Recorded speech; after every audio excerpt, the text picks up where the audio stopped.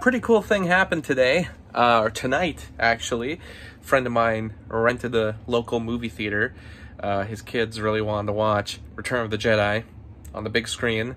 15 people max, everyone wearing masks, of course, but got to rent a movie theater to watch Return of the Jedi. But not only that, we watched the original cut of Return of the Jedi. I'm actually trying to grab the DVD release that it comes from, so here it is.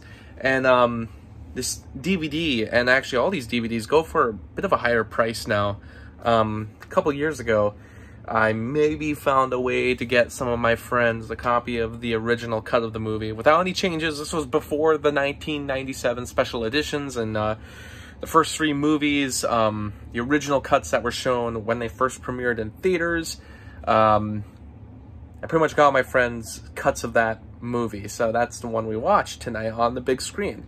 And that actually is available on this DVD, but like I said, they're very pricey now to get all these. I happen to have gotten them in I was very lucky when I found them, so I was able to get them for a very good price. But even then, the widescreen doesn't work properly. It's letterboxed, like for an old school TV. So another thing I did when I got other people cuts of the movie, I actually fixed the widescreen. So that's what we watched tonight on the big screen, and it actually turned out pretty good. I was a little worried that the quality of the film wasn't going to look so great because, you know, the version from 1983, and for actually all the original trilogy, has never been cleaned up properly, or as far as we know, it hasn't been cleaned up. I'm assuming there probably had to have been a cleanup if they made the 1997 special edition, but it's a version that we've never seen. We've never seen a cleaned up version of the original cuts. We've only seen anything past 1997.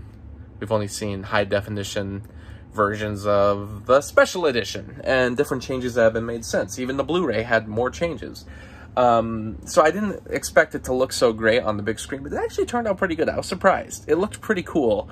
And, you know, when the pandemic, you know, when they reopened theaters for a while, they actually did a re-release of The Empire Strikes Back. It wasn't the original cut, but I actually went and saw that in theaters. So I had never seen that in theaters before. So that was really cool. And then I've never seen Return of the Jedi in theaters, so technically I have now. We saw it on the big screen, and it was the original cut, which is super cool. I just haven't seen the 1977 movie on the big screen yet. And I really hope to someday. That is definitely up there as one of the movies I really want to see on the big screen. I've gotten some of those taken care of. I was able to see Hot Rod on the big screen. I've seen Ghostbusters on the big screen.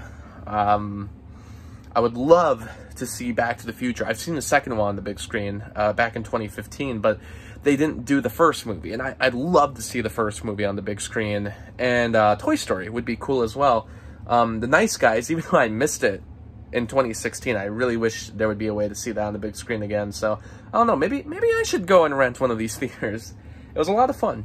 And it was super cool, especially just to get the original cut, and that it was actually in pretty good condition. It was definitely a little fuzzy, like, you know, pretty much it was sourced from this DVD, and which in itself was sourced from a Laserdisc, and what you got is, even though the image quality isn't awful, it is zoomed in to fix the widescreen, so you're technically getting an even blurrier a blurrier image than